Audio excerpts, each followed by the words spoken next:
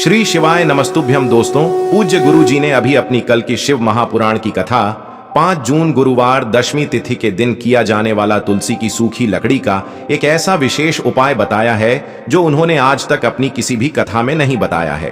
पूज्य गुरु जी ने कहा कि जब आपके हाथ तंग चल रहे हो, जब रुपए पैसे कहीं से प्राप्त ही ना हो पा रहे हो, जीवन में चारों तरफ से सिर्फ और सिर्फ परेशानियां आ गई हो, उनसे बाहर निकलने का कोई रास्ता ना दिखाई दे रहा हो, तो 5 जून 2025 गुरुवार दशमी तिथि के दिन कर लेना तुलसी की सूखी लकड़ी वाला यह उपाय होगी। हर मनोकामना पूरी मिलेगी, सभी दोषों से मुक्ति, इतना धन आएगा कि संभाले नहीं संभलेगा। माता लक्ष्मी जी और महादेव जी के आशीर्वाद से पूरे साल धन बरसता रहेगा। दोस्तों, जैसा कि आप सभी लोग जानते हैं कि 5 जून 2025 यानी गुरुवार को पड़ रही है ज्येष्ठ महीने की दशमी तिथि। और दोस्तों, यह वह तिथि है जो ज्येष्ठ महीने में पड़ने वाली सबसे बड़ी और ज्येष्ठ महीने की पहली दशमी तिथि है, क्योंकि यह गुरुवार के दिन पड़ रही है और हमारे हिंदू धर्म में इसका बहुत ही बड़ा और विशेष महत्व होता है। पूज्य गुरु जी ने कहा है कि अगर कभी भी मौका लग जाए और ज्येष्ठ महीने की द्वितीय तिथि गुरुवार को पड़ जाए तो आप लोगों को सिर्फ और सिर्फ तुलसी की सूखी लकड़ी वाला उपाय तो अवश्य ही करना चाहिए। इन दोनों का संयोग बहुत ही कम आता है। इसी के साथ में गुरु जी ने अपनी शिव पुराण कथा में बताया है कि इस दिन आपको तुलसी की सूखी लकड़ी वाला उपाय तो आपको अवश्य ही करना चाहिए, क्योंकि ऐसा दिन पूरे साल में सिर्फ एक ही बार आता है। और दोस्तों, आप सभी लोग जानते हो कि गुरुवार का अगर सबसे बड़ा कोई उपाय है तो वह तुलसी की सूखी लकड़ी वाला उपाय है। तो दोस्तों, गुरुवार द्वितीय तिथि के दिन आप लोगों को इस तुलसी की सूखी लकड़ी वाला उपाय को जरूर करना है।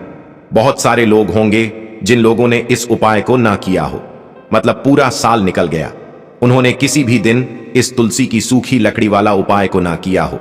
पर दोस्तों, आपके पास एक आखिरी मौका बचा हुआ है, जो कि 5 जून गुरुवार दशमी तिथि के दिन है। इस दिन आप लोगों को इस वाले उपाय को जरूर कर लेना है। भले ही आपने पूरे महीने भर इस उपाय को ना किया हो, पर अगर आपने इस ज्येष्ठ महीने के गुरुवार दशमी तिथि के दिन अगर इस वाले उपाय को कर लिया तो आपको इस उपाय को करने का वह फल मिलेगा जिसकी आपने कभी कल्पना भी नहीं करी होगी। इसीलिए आप लोग इस वाले उपाय को एक बार जरूर कर लेना है, ताकि आप लोगों के हाथ से यह मौका ना जा सके और आपको इस उपाय को करने का फल मिल सके। दोस्तों, यह उपाय पंडित जी ने अपनी अभी की ही श्री शिव महापुराण की कथा में बताया है। जी, इस उपाय को आज हम आपको बहुत अच्छे से समझाने वाले हैं। इस वीडियो को देखने के बाद इस उपाय को समझने के लिए आपको कोई और वीडियो को देखने की जरूरत नहीं पड़ेगी। तो चलिए दोस्तों, उपाय को शुरू करते हैं। देखिए, यह इस ज्येष्ठ महीने के गुरुवार के दिन यह इतना खास होता है, इतना महत्वपूर्ण होता है। देखा गया है कभी कभी बड़े बड़े पूजा पाठ अनुष्ठान से जो मनोकामना पूर्ण नहीं होते, वह ज्येष्ठ महीने के गुरुवार के दिन एक छोटे से उपाय करने से ही आपकी मनोकामना पूर्ण हो जाती है।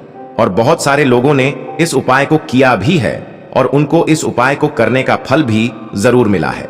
अगर आप लोग भी इस उपाय को करना चाहते हैं तो आप इस उपाय को पहले अच्छे से समझ लेना, सुन लेना, उसके बाद करना।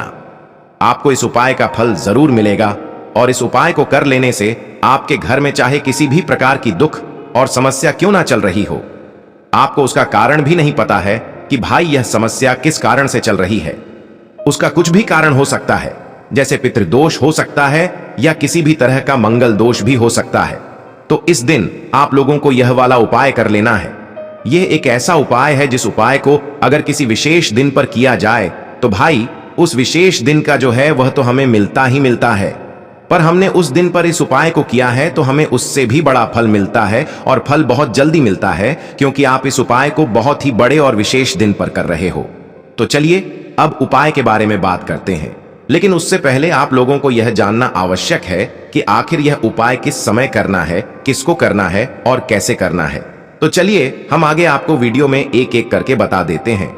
लेकिन उससे पहले अगर आप लोग हमारे ज्ञान की बातें चैनल पर पहली बार आए हैं या फिर मेरी आवाज आज पहली बार सुन रहे हैं तो चैनल को सब्सक्राइब जरूर कर लेना और इस वीडियो को लाइक करके कमेंट बॉक्स में श्री शिवाय नमस्तुभयम ओम नमः शिवाय जरूर टाइप कर देना।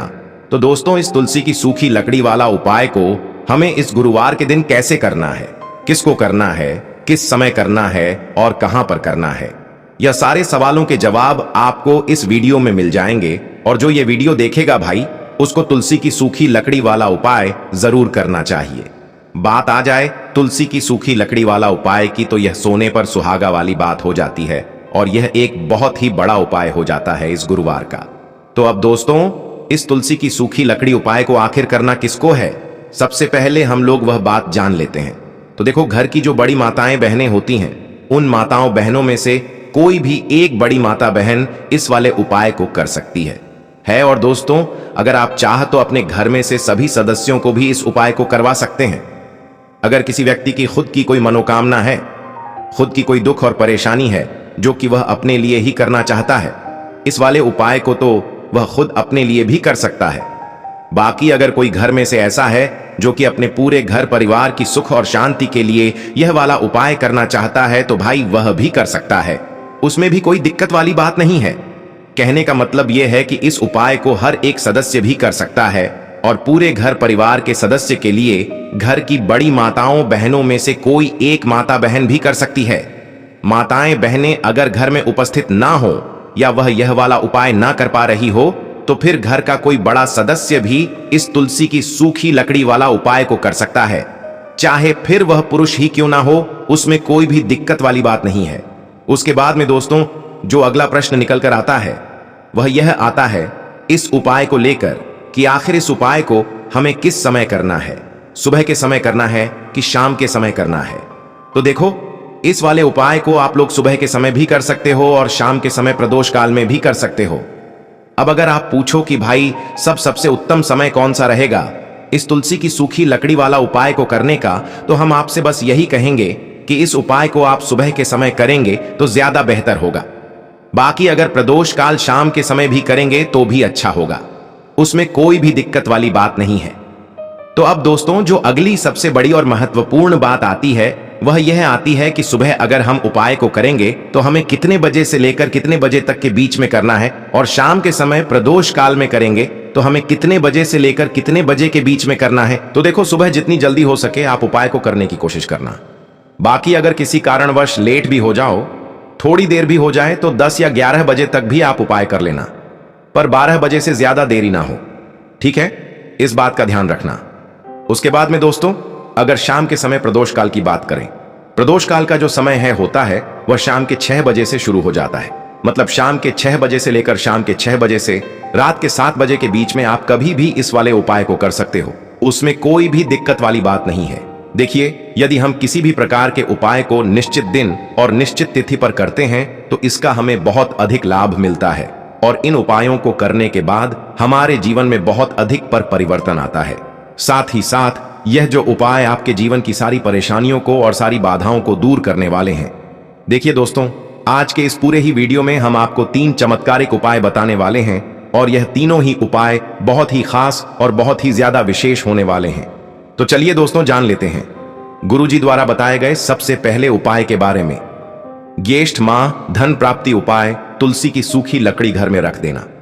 बहुत जल्दी करोड़पति बनोगे, इतना पैसा बरसेगा। राधे राधे। दोस्तों, आपको किसी भी दिन तुलसी की सूखी लकड़ी का उपाय घर पर करना है और ऐसा समझ लीजिए कि तुलसी की सूखी लकड़ी का यह उपाय आपको बहुत जल्दी करोड़पति बनाएगा, क्योंकि जो ज्येष्ठ का महीना है यह श्री हरि विष्णु को सबसे प्रिय महीना है। तो देखिए, स्कंद पुराण में आता है कि भगवान विष्णु को सबसे प्रिय अगर कोई महीना है तो वह ज्येष्ठ का ही महीना है, और ज्येष्ठ के महीने में तुलसी के उपाय रातों रात आपके भाग्य को चमकाते हैं। ऐसे में आज की वीडियो में हम आपको तुलसी के ऐसे उपाय बताने जा रहे हैं जो रातों रात आपका भाग्य चमकाएंगे और बहुत जल्दी आपको महाधनी बनाएंगे। तो देखिए, श्री हरि विष्णु प्रसन्न होते हैं। जब भी आप मां तुलसी से जुड़ा हुआ कोई भी उपाय करते हैं, मां लक्ष्मी प्रसन्न होती है जब आप श्री हरि विष्णु को प्रसन्न करते हैं। अब आज की वीडियो में जो उपाय हम आपको बताने जा रहे हैं, इस उपाय को करने से श्री हरि विष्णु तुरंत प्रसन्न होते हैं और सीधे सीधे आप मां लक्ष्मी को प्रसन्न कर लेते हैं। आपके जीवन में आप खुद अपने सौभाग्य को प्राप्त कर लेते हैं इस छोटे से उपाय को करके। तो देखिए, सबसे पहले बात कर लेते हैं कि जो मां तुलसी हैं, इनके बिना श्री हरि विष्णु का पूजन और श्री हरि विष्णु का भोग दोनों ही अधूरे हैं। ना कितनी टहनियां लेंगे, 7 टहनियां लेंगे। थोड़ा सा मौली धागा आपको लेना है और सातों तुलसी की सूखी लकड़ी को एक के अंदर एक यानी गट्ठा टाइप का बनाना है और उसको बांध देना है। ठीक है ना? सारी तुलसी की लकड़ियों को इकट्ठा करना है और मौली धागे से बांध देना है। बांध देंगे कलावा लपेट कर। अब आपको क्या करना है, रोली का तिलक। इस तुलसी की सूखी लकड़ी पर आपको करना है रोली का तिलक करेंगे। अगर चंदन है तो थोड़ा सा चंदन लगा दीजिए। अब यह तुलसी की जो सूखी लकड़ी है यह आपको थोड़ी देर अपने घर के मंदिर में रखनी है श्री हरि विष्णु के सामने, और एक देसी घी का दीपक आपको श्री हरि विष्णु के सामने लगाना है। दीपक गोल बाती का लगाएंगे और उसमें एक चुटकी पिसी हुई हल्दी डाल देंगे। ठीक है ना? श्री हरि विष्णु को हल्दी बहुत प्रिय है। दीपक लगा देंगे। थोड़ी देर वह जो तुलसी की लकड़ियां हैं उनको ऐसे ही रखा रहने देंगे, तिलक कर देंगे। अब थोड़ी देर बाद आपको क्या करना है, तुलसी की वह जो सूखी लकड़ियां आपने बांधी थी कलाबे से, मौली धागे से, अब आपको उन्हें उठाना है। एक छोटे से लाल कपड़े में आप इसको रख लीजिए। ठीक है ना? लाल कपड़े में रख लीजिए। पीला कपड़ा हो तो पीले कपड़े में रख लीजिए। रखने के बाद आपको क्या करना है, इसकी पोटली टाइप की बना देनी है।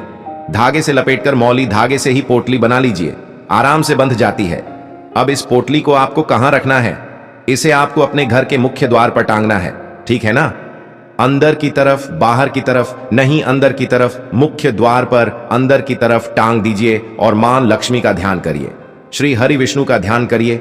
उनसे प्रार्थना करिए कि हे धन की देवी मां लक्ष्मी, आप मेरे घर में पधारिए और अपनी कृपा मुझ पर बरसाइए। इस तरह से आपको प्रार्थना करनी है और मंत्र बोलना है, ओम नमो भगवते वासुदेवाय नमः। 11 बार यह मंत्र बोलना है।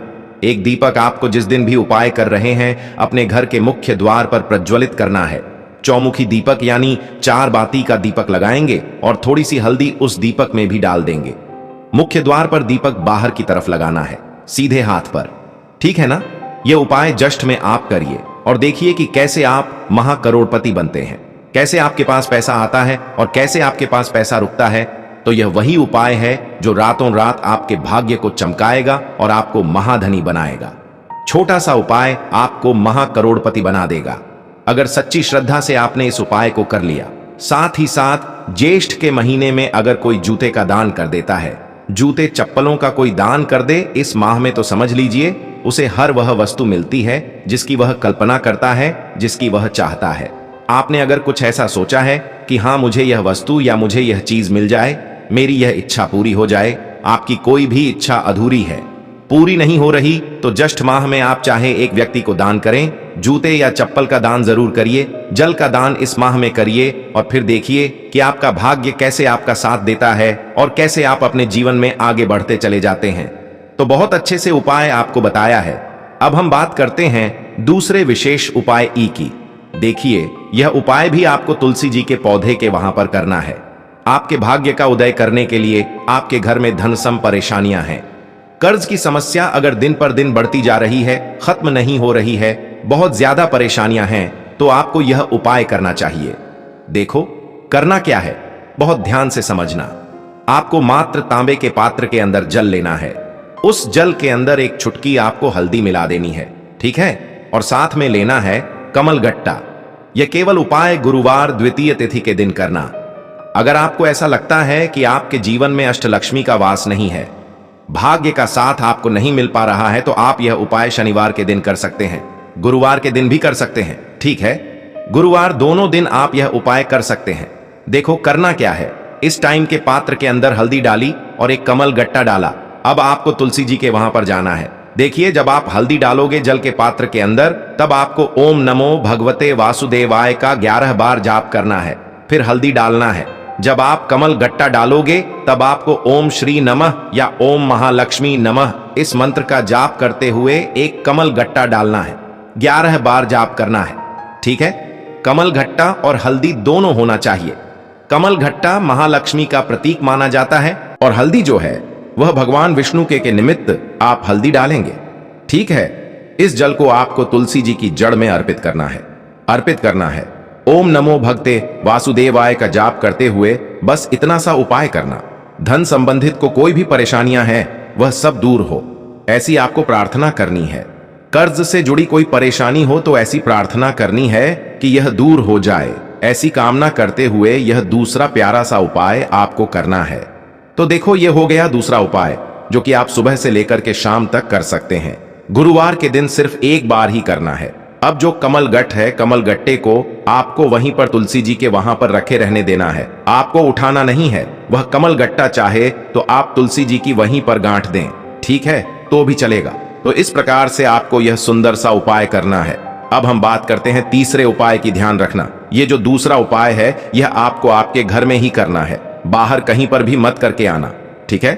घर में अगर तुलसी जी हो तो ही आप यह उपाय कर सकते हैं। अब हम बात करते हैं तीसरे विशेष उपाय। देखो, भाग्य का साथ आपको मिले तो गुरु बृहस्पति को मजबूत करना बहुत जरूरी होता है। इसीलिए पूज्य गुरुदेव ने एक बहुत ही सुंदर सा उपाय बताया था, जो कि है पीले चावल का थोड़े से अक्षत लेना, चावल लेना। अगर आपको ऐसा लगता है ना कि आपको किसी भी चीज में सफलता नहीं मिल पा रही है, किस्मत का साथ आपको नहीं मिल पा रहा है, तो पीले चावल लेना। पीले चावल कैसे करोगे? 11 चावल लेना साबुत, उसके अंदर पीली जो पीला चंदन है वह आपको मिला देना है और चावल को पीला रंग कर देना है, ठीक है। साथ में लेना है एक बेलपत्र और साथ में लेना है तांबे के पात्र के अंदर जल, ठीक है। यह तीनों सामग्री लेकर के गुरुवार द्वितीय तिथि के दिन सुबह से लेकर के रात्रि तक, जब आपकी इच्छा हो तब आप यह उपाय कर सकते हैं। अब आपको क्या करना है, भगवान शिव के मंदिर में जाएंगे। जो एक बेल पत्र है वह माता अशोक सुंदर वाले स्थान पर आपको अर्पित करना है। डंडे का हिस्सा जलाधारी की तरफ हो चाहिए, उस प्रकार से आपको यह बेल पत्र अर्पित करना है। जब बेल पत्र अर्पित करोगे तब आपको कुंदकेश्वर महादेव का नाम लेना है, माता अशोक सुंदरी वाले स्थान पर, ठीक है। अब जो चावल के दाने हैं जो अक्षत लेकर के आए हैं वह भगवान शिव के शिवलिंग पर आपको अर्पित करना है। जब आप अर्पित करोगे तब आपको बृहस्पति शवर महादेव का नाम लेना है। बृहस्पति शवर महादेव ही एक ऐसे महादेव हैं जो आपके गुरु ग्रह को मजबूत करता है। तो आपको इस प्रकार से अर्पित करना है और अंत में एक लोटा जल धीरे धीरे पतले दरा से बृहस्पति शबर महादेव का स्मरण करते हुए या श्री शिवाय नमस्तुभ भयम का जाप करते हुए आप अर्पित करें। यह मात्र केवल और केवल गुरुवार के दिन किया जाता है और यह उपाय बहुत ही ज्यादा प्रभावशाली है। ध्यान रखना, हल्दी का उपयोग मत करना, चावल में पीला करना है। चावल को तो पीला चंदन ही होना चाहिए, ठीक है। अब यह जो उपाय जो भी करता है, निश्चित तौर पर उसके जीवन के सारे अंधकार दूर होते ही होते हैं, उसको सफलता भी मिलती है, बृहस्पति मजबूत होते हैं, किस्मत का साथ उसको मिलने लगता है। यह उपाय अगर आप प्रदोष काल के समय करते हैं तो और लाभकारी सिद्ध होता है। तो दोस्तों, यह थे पूज्य गुरु जी द्वारा बताए गए कुछ बहुत ही खास उपाय। अगर आपको जानकारी अच्छी लगी हो तो वीडियो लाइक करिएगा। मिलते हैं फिर एक नए वीडियो के साथ। श्री शिवाय नमस्तुभयम।